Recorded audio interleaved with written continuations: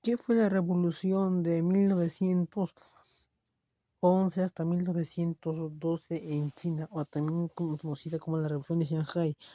Fue una revolución que ocurrió en la dinastía Qing, que gobernó desde 1633 hasta 1912. La dina- esto significó más de 2000 años de la caída del, del imperio de China. ¿Por qué la dinastía Qing cayó? Las consecuencias son que las guerras del opio, de la primera guerra del opio contra el imperio británico sería de 1839 hasta 1841, donde se formarían algunos tratados desiguales, como el tratado de Nanking, Aigún con el imperio ruso, que se daría algunas posiciones.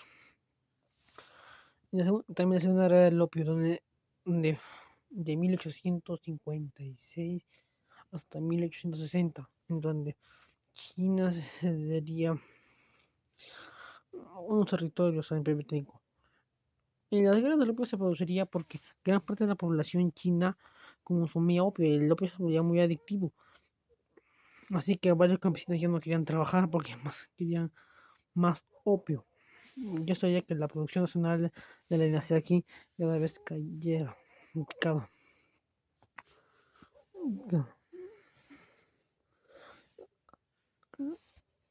Y también porque China estaba muy cerrada al mundo. Ya estaba muy cerrada al mundo. Y no sabía, y su ejército no se había modernizado, ya que la Armada Imperial China utilizaba arcos, también utilizaban armaduras de la época feudal y estaban en plena revolución industrial. Y esto sería más fácil para los británicos imponer sus condiciones para el tratado, y también cada vez la evangelización de chinos. Después, para Japón, en 1868 hasta 1912 se daría la restauración Meiji, y Japón se convierte en una potencia en 4 décadas. Para 1894 hasta 1895 se daría la primera guerra sino-japonesa, en donde Japón obtiene Taiwán, y Corea ya no sería un estado vasallo de los Qing, sino pasaría a ser un imperio efímero que sería anexado hasta 1910 por los japoneses.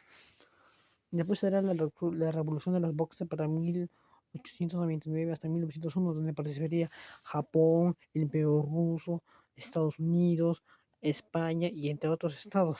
Esta sería la llamada la alianza de las 8 naciones. Eso generaría un descontexto social. Para 1911 ya existía un partido llamado el Kuomintang, o Partido Nacionalista Chino, que se rebelaría contra el ejército imperial en Wuchang. Y entonces se expandió rápidamente por otras provincias de China, y esto generó lo que el ejército imperial tenía que sofocar las revoluciones, pero el ejército imperial no estaba bien armado y sería derrotado por los nacionalistas.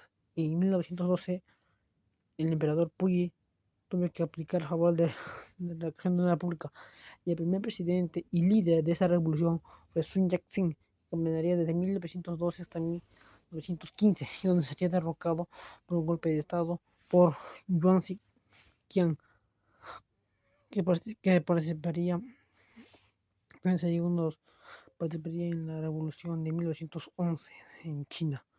Y Mongolia se independizaría, y Tíbet también, de China. También se crearía un imperio de 1915 a 1916 y por Yuan Shiqiang.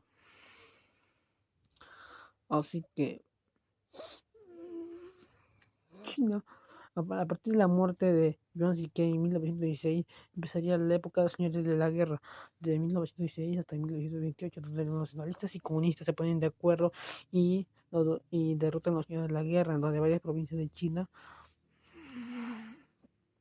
darían el sudoeste y el noroeste de China. También China quería recuperar Mongolia, y hubo una invasión a Mongolia, pero Los blancos que estaban en guerra contra los rojos en Rusia, en la Revolución Rusa, huirían, escaparían de Rusia y serían Mongolia. Y esta revolución y esta invasión a Mongolia pues, sería forzada. Pero después los rojos irían a Mongolia y matarían a los blancos. Y se crearía la República Popular de Mongolia. Pero ese es otro tema. Pues, y nota China cada vez se occidentalizaba más, pero había mucho clasismo en China, ya que había ricos y pobres, y esto debería más a la población china. Y la misma élite que gobernaba de la época de la dinastía Qin seguía gobernando en la época republicana, y cada vez el Kuomintang sería una nueva élite que aparecía. Así que eso también generó un descontento social en la población china.